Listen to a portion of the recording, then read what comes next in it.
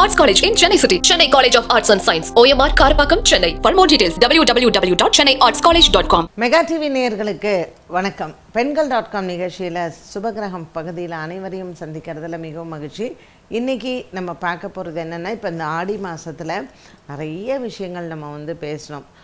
ஆடியினுடைய சிறப்புகள், ஆடி அமாவாசை, ஆடி பௌர்ணமி, இப்படி பல சிறப்புகள் நம்ம பேசணும்.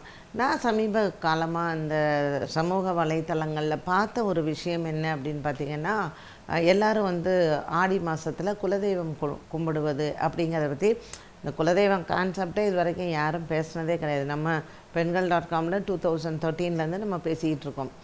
இந்த குலதெய்வம் வழிபாடை இப்போது ஏதாவது ஒரு கண்டென்ட் வேணும், இல்லைன்னா யூடியூப்பில் அவங்களுக்கு வியூஸ் வரணும், பேசுகிறாங்க. குலதெய்வ வழிபாடை எப்பொழுது செய்தால் நல்லது, இந்த ஆடி மாதத்தில் என்ன தெய்வத்தை வழிபாடு செய்தால் நமக்கு நல்லது, இதை தான் இன்றைக்கி நான் ஒரு டாப்பிக்காக எடுத்திருக்கேன்.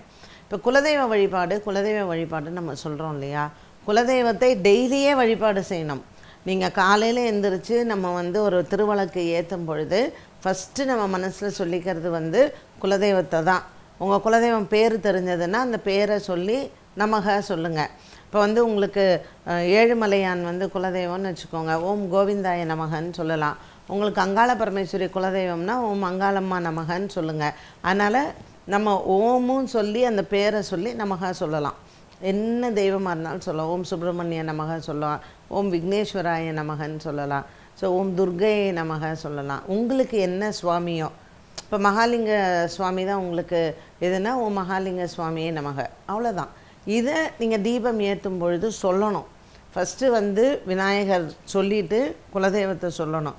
அதுக்கப்புறம் உங்களுடைய குரு யாரோ, ஓம் ராகவேந்திர சுவாமியே நமக, ஓம் சாய்பாபாவே நமக, ஓம் மகாபெரிவா சரணம், ஏதோ ஆச்சாரியன். அதனால் டெய்லியே இதை சொல்லணும். இது ஆடி மாதம் கும்பிடணும், இது அப்படியெல்லாம் கிடையவே கிடையாது. ஸோ இது நித்திய வழிபாடுன்னு பேர். டெய்லி நம்ம சொல்கிறது இது மாதிரி நம்ம டெய்லி சொல்லும் பொழுது, நம்ம டெய்லி இறைவனை இது இப்படி வழிபாடு செய்யும் பொழுது நமக்கு ஆட்டோமேட்டிக்காக நல்லது நடக்கும். நம்ம ஒரு கஷ்டம் வந்தால் கூட அதுக்கு வழி கிடச்சிடும். இதுதான் நித்திய வழிபாடினுடைய அவசியங்கள். இந்த குலதெய்வத்தை பிரத்யேகமாக வருடத்திற்கு ஒரு முறை நாம் வணங்குவது அப்படின்னு வச்சுக்குவோம் இல்லையா.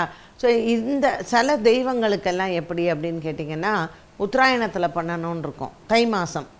சில தெய்வங்களுக்கு எப்படின்னு கேட்டிங்கன்னா தட்சிணாயனத்தில் பண்ணணுன்னு இருக்கும், ஆடி மாதம். ஆனால் ஆடி மாதத்தில் குலதெய்வத்தை நீ வழிபட்டால் உனக்கு ஐஸ்வர்யம் வரும், ஆடி மாதம் குலதெய்வ வழிபாடு செய்தால் உனக்கு கஷ்டம், அதெல்லாம் கிடையவே கிடையாது. ஒவ்வொரு ஊர்லேயும் அந்த மண்ணில் காலம் காலமாக ஒரு வழிமுறை வச்சுருப்பாங்க.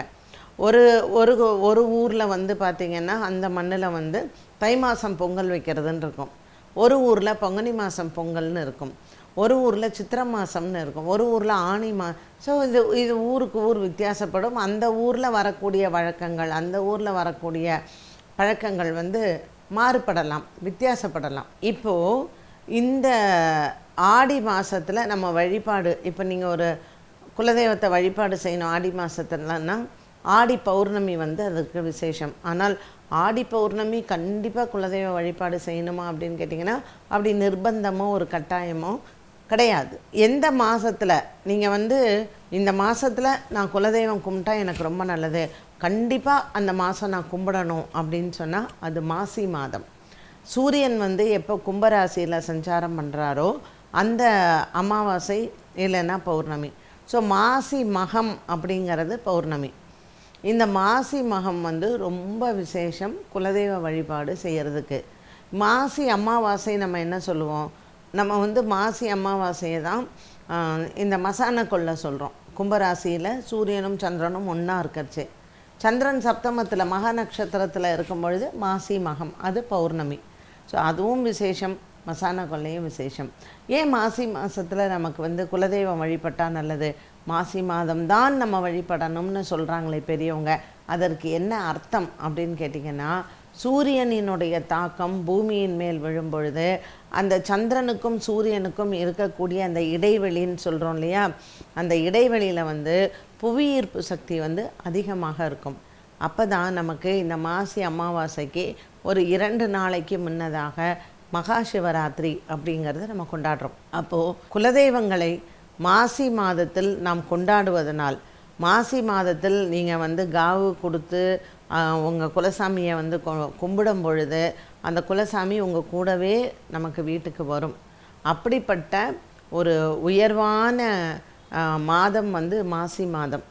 மாசி மாதத்தில் நீங்கள் குலதெய்வ வழிபாடு செஞ்சீங்கன்னா நமக்கு எந்த விதமான பங்கமும் வராது. அப்போது இந்த ஆடி மாதத்தில் நம்ம எந்த தெய்வத்தை வழிபட்டால் நமக்கு நல்லது அப்படின்னு பார்த்திங்கன்னா, இந்த சப்த கன்னின்னு சொல்லக்கூடிய 7 கன்னிமார். இந்த கன்னிமார் பூஜைகள், இந்த கன்னிமார் உங்கள் வீட்டில் கன்னிகள் இறந்துருப்பாங்க, உங்கள் வீட்டில் சுமங்கலிகள் இறந்துருப்பாங்க.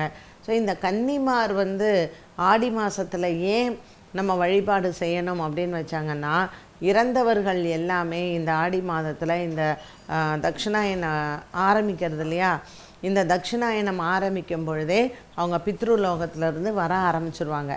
இந்த ஆடி அமாவாசைக்கு வர்றவங்க ஆடி, ஆவணி, புரட்டாசி, இந்த புரட்டாசி மாதம் மாகாளி அமாவாசை சொல்கிறோம் இல்லையா. ஸோ புரட்டாசிக்கு அப்புறம் வரக்கூடிய ஐப்பசி, அந்த ஐப்பசி அமாவாசை தான் நமக்கு தீபாவளி. ஆடி மாதம் வரக்கூடிய இந்த பித்ருக்கள் தீபாவளி முடிஞ்ச உடனே தான் அவங்க பித்ருலோகத்துக்கு போகிறாங்க. ஆடி மாதத்தில் அதனால தான் பழைய காலத்தில் பித்ருக்களுக்கு வந்து ரொம்ப முக்கியத்துவம் கொடுத்து திருமணங்கள் எதுவுமே வைக்கல. இந்த சப்த கன்னிகள் வழிபாடுங்கிறது, கன்னிமார் வழிபாடு, நம்மளுடைய குடும்பத்தில் சுமங்கலியாக இறந்தவங்க, கன்னியாக இறந்தவங்க, இவங்களை வழிபாடு செய்கிறது தான் ஆடி மாதத்தில் செவ்வாய்க்கிழமையோ வெள்ளிக்கிழமையோ ஞாயிற்றுக்கிழமையோ ஆடி மாதத்தில் கன்னி கும்பிடுறது ரொம்ப விசேஷம். அதுவும் அதை சப்த கன்னிகளாக வழிபாடு செய்கிறது இன்னும் அருமை அப்படின்னு நம்ம சொல்லலாம். இந்த கன்னிமார்களை நம்ம ஆடி மாதத்தில் செவ்வாய், வெள்ளி மற்றும் ஞாயிறு இதில் ஏதாவது ஒரு நாள் வீட்டில் வந்து மாவிளக்கு 7 மாவிளக்கு ஏற்றி இந்த 7 வெத்தலை பாக்கு எல்லாம் வச்சு மஞ்சள் குங்குமம் எல்லாம் வச்சு நம்ம வந்து சப்தகன்னி வழிபாடை வந்து வீட்டில் செய்கிறது ரொம்ப சிறப்பான ஒன்றுன்னு வச்சுக்கோங்களேன். ஸோ அந்த மாதிரி நமக்கு இந்த ஆடி மாதத்தில் வீட்டில் நம்ம கும்பிட முடியல அப்படின்னா கோவிலில் போய் சப்தகன்னியை வந்து கும்பிடலாம். பழைய காலத்தில் என்ன பண்ணுவாங்கன்னா, வயல் வரப்பில் இருக்கக்கூடிய களிமண்ணை எடுத்து 7 உருண்டைகளாக பிடித்து அந்த 7 உருண்டைகளுக்கும் மஞ்சள் குங்குமம் வைத்து மாவிளக்கு ஏற்றி அந்த 7 விளக்கையும் வலம் வந்து 7 முறை வலம் வந்து திரும்பவும் இந்த 7 உருண்டைகள் களிமண்ணை வந்து வயல் வரப்பு அந்த தண்ணீரே வந்து கரைச்சி விட்ருவாங்களாம். மண் நல்லா இருக்கணும், இந்த மண்ணில் வந்து காலங்காலமாக அந்த வயல் வந்து அவங்களுக்கு இருக்கும் இல்லையா. ஸோ இறந்தவங்க எல்லாம் அங்கே தெய்வமாக இருந்து விவசாயம் நல்லா வரணும், பூமியில் பயிர் நல்லா வளரணும் அப்படின்னு சொல்லிட்டு நமக்கு வந்து அந்த காலத்து வழிபாடு அப்படி இருந்தது. ஏன்னா நமக்கு மெயினாக அந்த விவசாயம் தானே முக்கியமான ஒரு உணவு தொழிலாக இருந்தது இல்லையா. அதனால் உழவு தொழிலுக்கு வந்து ரொம்ப முக்கியத்துவம் கொடுத்தாங்க. அண்ட் பூமிக்கு பயிர் விளையிறதுக்கான அந்த முக்கியத்துவம் அதிகமாகவே கொடுத்தார்கள். ஸோ நமக்கு இப்போது அந்த மாதிரியான வழிபாடெலாம் நம்ம செய்கிறதில்ல. அப்படிங்கிறதுனால ஆடி மாதத்தில் வந்து நம்ம சப்தகன்னி வழிபாடு ரொம்ப விசேஷம். இந்த சப்தகன்னிகளை வந்து ஞாயிற்றுக்கிழமைகள் கும்பிட்டா ரொம்ப ரொம்ப சிறப்பு. நம்ம வீட்டில் இறந்தவங்க எல்லாம் வந்து இந்த பித்ருக்களினுடைய ஆசீர்வாதங்கள் எல்லாமே நமக்கு ரொம்ப சிறப்பாக அமையும் அப்படிங்கிறதுல சந்தேகமே வந்து கிடையாது. அண்ட் இந்த ஆடி பௌர்ணமி, ஆடி அமாவாசை இந்த காலகட்டங்கள்லேயும் இறந்தவர்களை நாம் வழிபாடு செய்து சப்தகன்னி வழிபாடுகளையும் நம்ம தாராளமாக செய்யலாம். மாசி மாதத்தில் கண்டிப்பாக குலதெய்வ வழிபாடு அப்படிங்கிறது செய்யணும். அதை வந்து நம்ம விடவே கூடாது. மாசி மாதத்தில் உள்ள இந்த குலதெய்வ வழிபாடு வந்து நமக்கு எல்லா விதமான நன்மைகளையும் கொடுப்பதாக இருக்கும். மாசி மாதத்தில் குலதெய்வத்தை கும்பிட்டு வீட்டுக்கு வந்தால் அந்த குலதெய்வம் நம்ம கூடவே வரும் அப்படிங்கிறதுல சந்தேகமே கிடையாது. ஸோ ஆடி மாதத்தினுடைய சிறப்பில் நம்ம குலதெய்வ வழிபாடை விட முக்கியத்துவம் கொடுத்து வணங்க வேண்டியது சப்தகன்னிகளை தான். என்ன நேயர்களே, இன்றைய பெண்கள்.com நிகழ்ச்சியை மிகவும் பயனுள்ளதாக அமைந்திருக்கும். மீண்டும் சந்திக்கும் வரை நன்றி, வணக்கம். Best Arts College in Chennai City. Chennai College of Arts and Science. OMR Karpakkam, Chennai. For more details, www.chennaiartscollege.com.